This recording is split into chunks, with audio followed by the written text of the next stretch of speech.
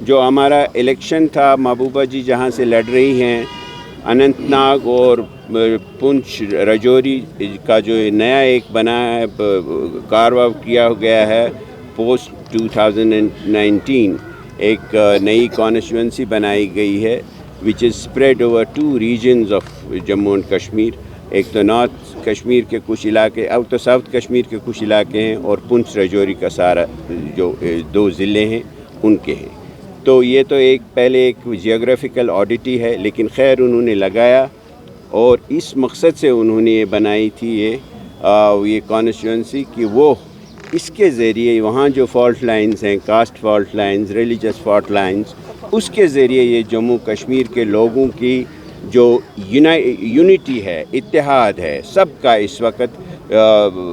370 کو ختم کرنے کے خلاف 35A کو ختم کرنے کے خلاف جموں کشمیر کو ایک اسپیشل سٹیٹس ریاست سے ڈاؤن گریڈ کر کے ایک 2 UTوں میں تقسیم کرنے کے خلاف. تو انہوں نے کہا تھا کہ اس اتحاد کو کیسے ختم کریں تو انہوں نے یہ ایک نیا جو ڈیلیمیٹیشن کے ذریعے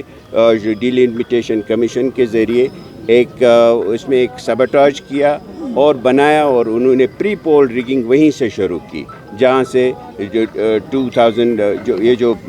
پچھلے سال انہوں نے ڈیلیمیٹیشن کمیشن نے ایک ایسا دستاویز بنایا جس میں ایک خاص طبقے کو نشانہ بنا کے ان کو ڈس انفرینچائز کر کے ان کو ڈسپوزس کر کے ان کا ووٹ کا حق چھین کے کوشش کی تھی کہ جموں کشمیر کے جو اتحاد ہے اس کو ختم کریں. اور یہاں جو انہوں نے ایک عمل شروع کیا ہے 5 اگست 2019 کو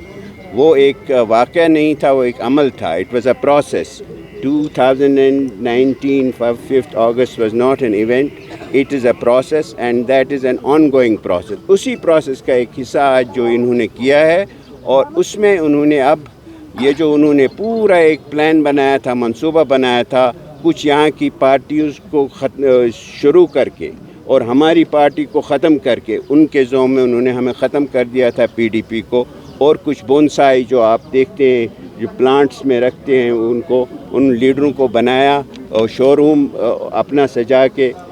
BJP نے نئی دہلی کی گورنمنٹ نے سینٹرل گورنمنٹ نے اور دنیا کو دکھانے کے لیے وہ شو پیسز رکھے ہیں اور ان کو آگے کرنے کی کوشش کی ہے. لیکن انہوں نے دیکھا کہ یہ جو ہوا ہے ہوا بالکل مختلف سمت میں چل رہی ہے اور جس طرح سے PDP ہماری لیڈر محبوبہ مفتی اور ہمارے کاڈر ہمارے ورکر اور جموں کشمیر کے سب لوگ ہندو مسلمان سکھ گوجر پہاڑی جو یہ منقسم کرنا چاہتے تھے جن کو تقسیم کرنا چاہتے تھے شیعہ سنی کے نام پہ دوسرے کے نام پہ تو وہ انہوں نے دیکھا کہ یہ تو سب جڑ رہے ہیں ہمیں کیا بنے گا. تو انہوں نے یہ کیا کہ اب یہاں سے جو بونسائی پارٹیز ہیں جو یہ نئی بنی ہیں گملوں میں رکھے ہوئے لیڈر ان سے کہلوایا کہ یہ آپ چناؤ ہی ملتوی کریں اور آپ دیکھیں گے کہ اس چناؤ میں 4 ریکگنائزڈ پارٹیز ہیں جو حصہ لے رہی ہیں. PDP حصہ لے رہی ہے کانگریس حصہ لے رہی ہے ہمارے نیشنل کانفرنس کے دوست لے رہے ہیں اور CPIM جو نیشنلی ایک ریکگنائزڈ پارٹیز ہیں تینوں ہماری اسٹیٹ پارٹیز ہیں ان کی نیشنل لیول پہ. تو ایک اور پارٹی جو نیشنل لیول پہ ہے وہ وہ BJP ہے. لیکن BJP نے وہاں اٹھایا ہی نہیں ان کا کوئی لوکس اسٹینڈ ہی نہیں ہے ان کا اس میں کوئی عمل دخل ہی نہیں ہے. انہوں نے اپنا کینڈیڈیٹ بھی نہیں اٹھایا لیکن وہ اس میں پیش ہیں کہ یہ الیکشن کسی طرح سے ملتوی ہو. چونکہ اب آپ نے دیکھا کہ ہم نے یہاں ایک ڈیمانسٹریشن رکھی ہم نے کہا کہ یہ جو BJP اور الیکشن کمیشن آف انڈیا اس وقت ملے ہوئے ہیں. We see Election Commission of India becoming a tool of BJP. It has already given enough evidence throughout the country of doing that. مگر ہم نے سوچا تھا کہ جموں کشمیر سے سب کچھ چھین لیا انہوں نے یہاں کی خود مختاری چھین لی یہاں کا اسپیشل اسٹیٹس چھین لیا ہمارا آئین چھین لیا ہمارے حقوق چھین لیے. لیکن کم از کم یہ جو اب محبوبہ مفتی صاحبہ نے ہمارا جو ایک کیا تھا ایک اس میں جو بات چیت کر رہے تھے وہ انہوں نے بات اٹھائی مسئلے اٹھائے تو لوگ اکٹھا ہونے لگے. تو وی ڈیمانڈ کہ جو آپ نے یہ بنایا ایک فرضی مسئلہ کہ بارش کی وجہ سے جی ہم نے بند کیا ہے یہ الیکشن اس کے بعد ہو جائے گا. میں کہتا ہوں Mughal road why is it important? آپ کو نہیں پتہ تھا اس میں پسیاں آتی ہیں کہ بارش ہوتی ہے تو ہمارا نیشنل ہائی وے تو ہفتوں بند ہوتا ہے. تو آپ کو یہ معلوم تھا پھر بھی آپ نے کیا. آپ نے اس کو کیوں نہیں کیا تھا پہلے ہی 20 مئی کو؟ اگر آپ کو یہ تو پتہ تھا، یہ تو بچوں کو بھی پتہ ہے. اور جن افسروں نے آج آپ کو یہ دیا ہے، یہ رپورٹ بھیجی ہے، we want that to be made public, تاکہ ہمیں پتہ چلے کہ جموں کشمیر میں یہاں بیٹھے ہوئے آفیسرز جو ہیں وہ کس طرف ہیں. وہ جموں کشمیر کے لوگوں کی طرف ہیں یا وہ اپنے آقاؤں کا یہ جو فرمان ہے اس کو پورا کرنے میں لگے ہیں. انفارچونیٹلی ہمارے سن آف دا سوئل ہیں، ہمارے بڑے عزیز دوست ہیں ہمارے چیف سیکریٹری صاحب، میں ان پہ کوئی انگلی نہیں اٹھاتا، لیکن وہ ایک ایسی قوم سے، ایک ایسے طبقے سے